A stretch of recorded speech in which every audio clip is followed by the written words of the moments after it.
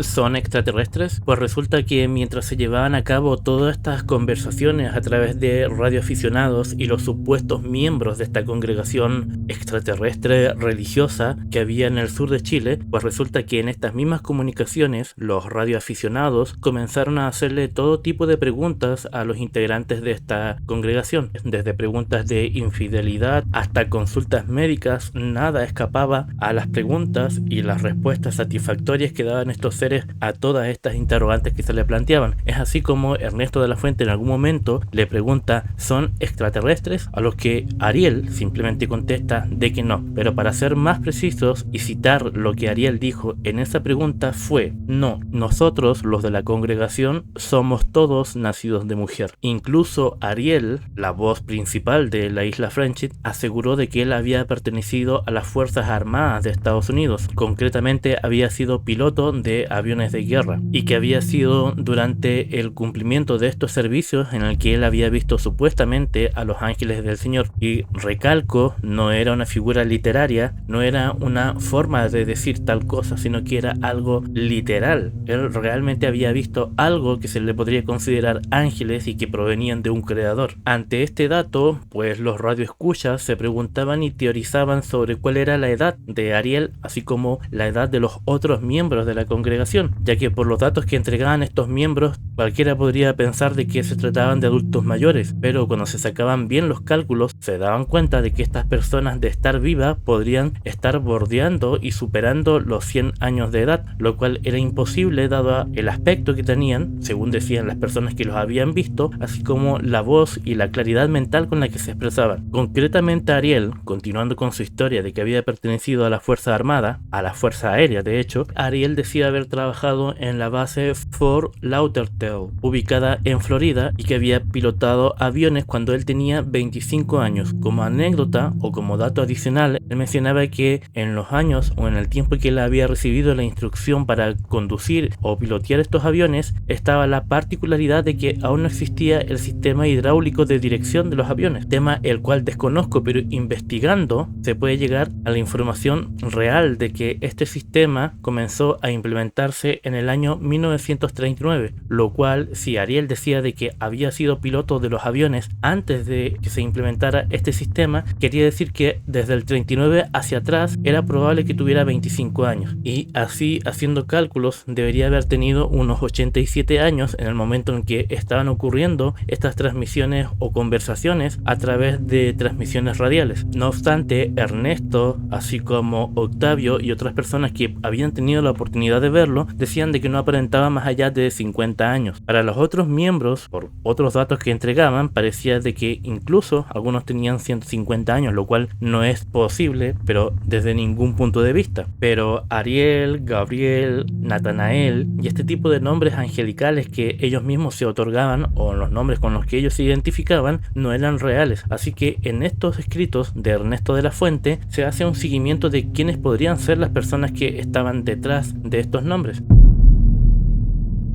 Y se pudo llegar concretamente a 3. El primero sería Andrea Nisbetti, que había sido un científico italiano colaborador de Werner von Braun, quien había sido uno de los científicos que había trazado el viaje y establecido los cálculos necesarios para poder establecer esta ruta de viaje desde la Tierra a la Luna, para cuando la NASA intentó hacer los primeros alunizajes. La posibilidad o la sospecha de que Andrea Nisbetti sea uno de los miembros de la congregación que de alguna forma logró desaparecer del radar de Estados Unidos y se pudo establecer en el sur de Chile, venía acompañado de una extraña biografía que tenía este científico, quizás no muy conocido pero importante, pues en el año 1939 se le había perdido la pista luego de que había estado supuestamente tratando de establecer extrañas ideas sobre energías alternativas. Reaparece luego en los años 60 y desplazándose hasta los 70 trabajando en la construcción del cohete Juno para la NASA. Los otros dos nombres de los cuales se puede teorizar de que eran personas que formaban parte ahora de la congregación eran los de Powell Grandman y Gordon Balcon, pero el propio Ernesto de la Fuente dice que aparte de estos nombres que de alguna forma había conseguido, no tenía ningún otro registro, y hasta el día de hoy, si estos nombres se buscan por internet, la información es prácticamente nula.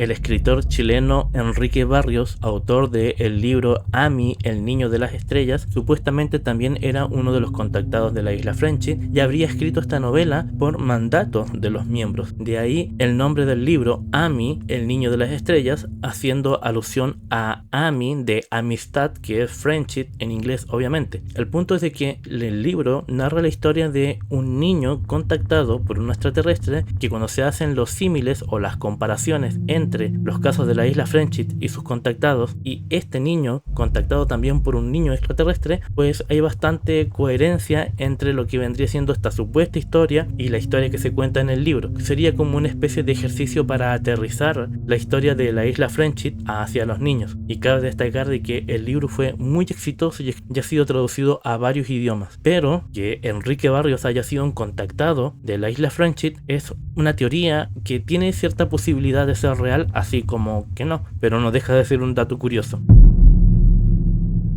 En algún momento Ernesto de la Fuente le pregunta a Ariel si es que puede él invitar a expertos para que conversen con ellos, para que les hagan preguntas de varios casos o temas particulares, porque en algún momento Ernesto le pregunta a los de la isla Friendship si es que por ejemplo tienen la cura para alguna enfermedad, como por ejemplo la leucemia, y los miembros de la isla, claro, comienzan a darle la respuesta de cuál es la cura, pero en términos médicos que él no logra entender, así que entiende que si bien es posible que estos seres o estos miembros de la congregación aparentemente extraterrestres pudieran tener la respuesta para todo ello y la ofrecieran sin más a quien las preguntara, pues era más pertinente que hablen con un experto. Ernesto de la Fuente entonces intenta convencer a doctores, ingenieros y a todo tipo de profesionales a los cuales él pudiera tener acceso, pero no tiene buenas respuestas, pues muchas de estas personas son escépticas a este tipo de temas. Es así como al único profesional con el que logra él establecer un contacto y convencerlo de que vaya a su casa a hablar con estos seres de la isla es a un odontólogo, el cual comienza a conversar con Ariel y empiezan a tener una conversación técnica y propia de profesionales de la ortodoncia. Y de lo que pudo rescatar Ernesto de la Fuente, porque estaba presente mientras se llevaba a cabo esta conversación, es que Ariel le dice a este odontólogo de que es posible extraer una pieza dental de un ser humano y hacer que el cuerpo genere y construya una pieza dental nueva para que salga como si fuera un nuevo cambio de diente, como de los dientes de leche pasamos a los dientes definitivos. Entonces el odontólogo le pregunta que cómo es esto posible y Ariel le responde de que el ser humano, y un paréntesis, esto lo hablan en los años 80, Ariel le dice que los seres humanos tienen programado genéticamente un segundo cambio o muda de dientes, pero que está programado aproximadamente o cercano a los 110 años del ser humano, por lo cual es biológicamente imposible, porque la esperanza de vida no es tan extensa para el 99% de los humanos, no es posible vivir esta segunda muda de dientes programada genéticamente para los 110 años, además de que para esa edad,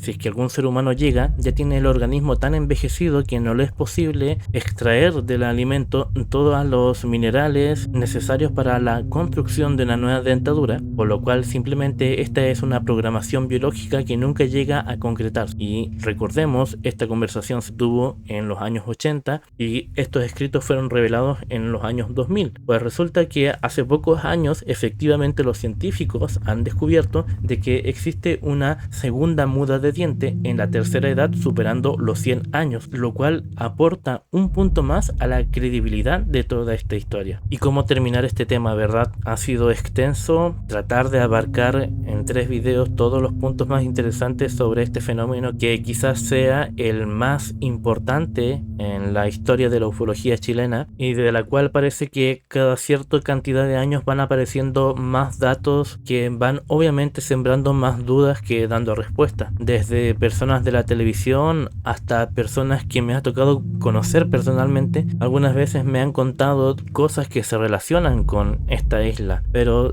creo que siempre habrá una nueva oportunidad o una forma de decir las cosas para que finalmente todo sea tratado. En fin, ahora sí, damos el punto final a este tema y como siempre digo, muchas gracias por estar en un video más. Nos vemos en el siguiente. Adiós.